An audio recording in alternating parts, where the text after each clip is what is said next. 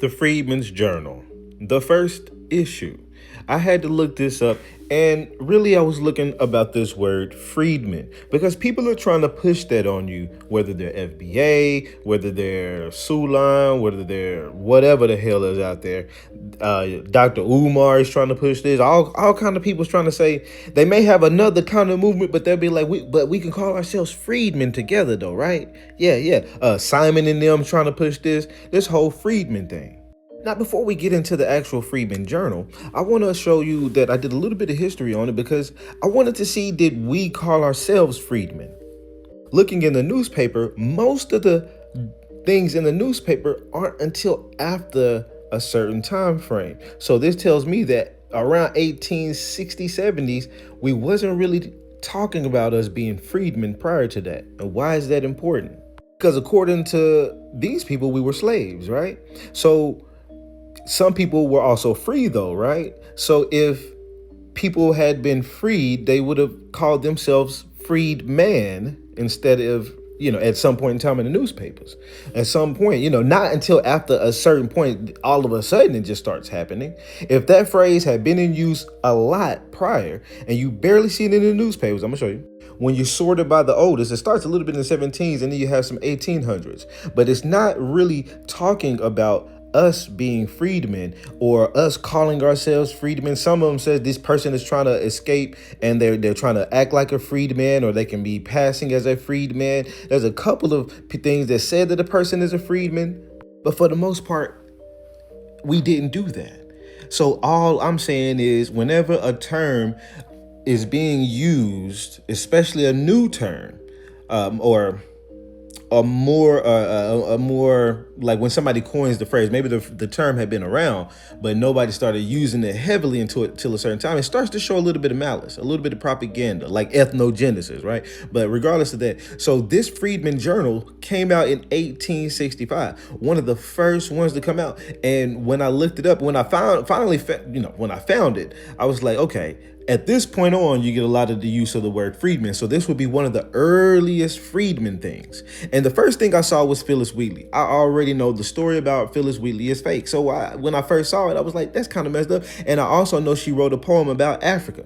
So one thing in the first sentence of the first issue says Phyllis Wheatley is a native of Africa. Now it doesn't tell you you're a native of Africa. It just says Phyllis Wheatley is. But what is it's propaganda. It's not some black people writing this. This was written by some people from New York. I got to look a little bit further into it. My thoughts is it's not somebody black, but I haven't done all my history, but it was a Christian literature, a place that distribute publishing and stuff of Christian literature called the New York, or the American Tract Society from New York City.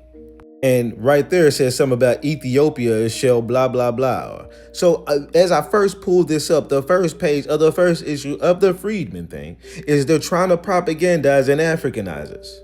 And you got things like that. You got a thing like this on the front page. Eva Bartel says Shaw in the memorials of South Africa is a mulatto woman who was living on Cape Town, and just random stories about Africa. And this motherfucker be talking about amazing things about people who just got freed out of slavery, right? Instead of all this random African talk. Like this one right here called An African Christian. Same first page, first issue. Propagandizing has been going on for a long time.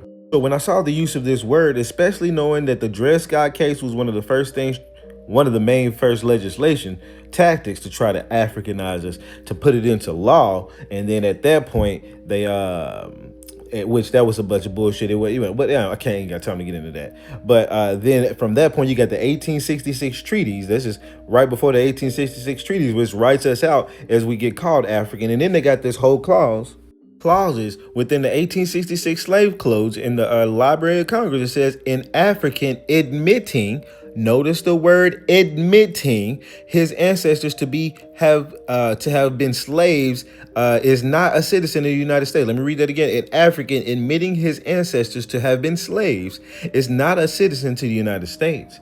So you have to admit it.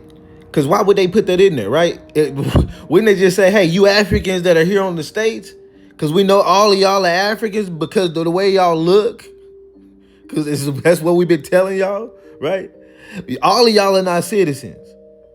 But We had to actually say, no, if you admit it. Oh, I'm not a city. I'm not that. I'm an Indian. Oh, you a pretendian. Quit pretending over there. You an African. Admit it, right? Around that same time, they come out with a journal to get you to accept a phrase called Freedman. The same phrase they put on your paperwork in the Dawes Act. Same Dawes that was bringing in Alaskan people in order to educate them. Wonder where they was putting them in the Indian schools in Pennsylvania. Yeah. Mr. Dawes said, I'm gonna use that word and call them freedmen. Yeah. That will and put a slave category there. We'll just put it there. And we'll write their father's name there. We'll write their chief's name there. We'll write somebody's name is gonna go up in there because we're gonna write those. And we're gonna call them freedmen, and we're gonna get them to accept the freedman label through a lot of propaganda. Propaganda didn't stop here. Propaganda was going on even in current times because they need us to admit that. Listen. We serve the Constitution to protect us. When that piece of paper was written, African people in this country were slaves.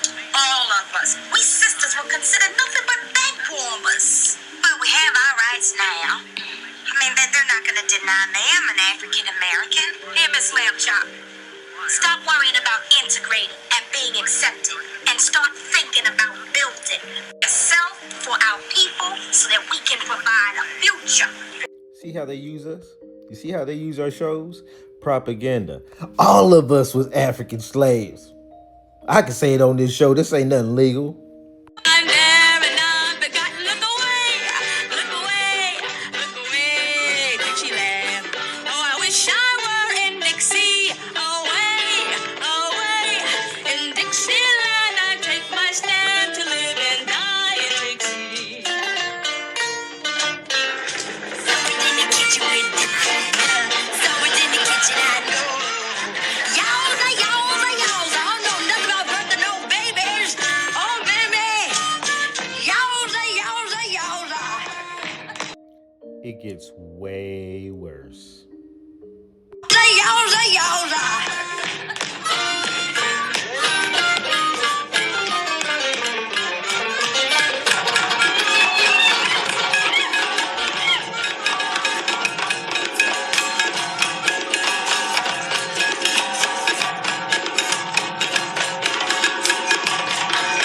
I want you to keep in mind, I could at least groove a little bit to that little twangy music. Do.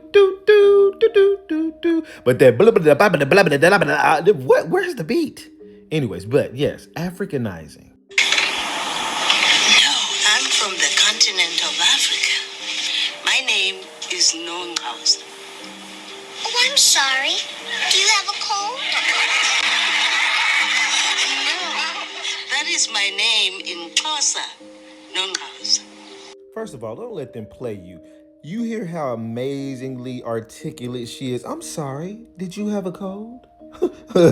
No, we come from the Xhosa. All right. Oh, very interesting name. My name is Olivia. In Xhosa, that would be Xoliswa. Now, when you visit the Xhosa people in South Africa, they'll understand you. My daddy went to Africa. Do you know him? I met him here. He's very nice and he's very worried about you. Then he shouldn't go. Why not? Because I don't want to be by myself. Then why do you live in a closet? I don't live there. I live upstairs. Alone? No, with my two little cousins, Winnie and Nelson. Oh, those are very special names. In Xhosa, that is Holy Sasa and Nomzamo. Right. Yeah, we're not gonna do nothing like that. We're not gonna talk like that. If I'm gonna click, I'm gonna make a beat. I'm gonna do something like that. I ain't finna sit here and click randomly. But again, they want you to admit you're an African. They're gonna try everything they can to get you to admit you're an African. Quit playing.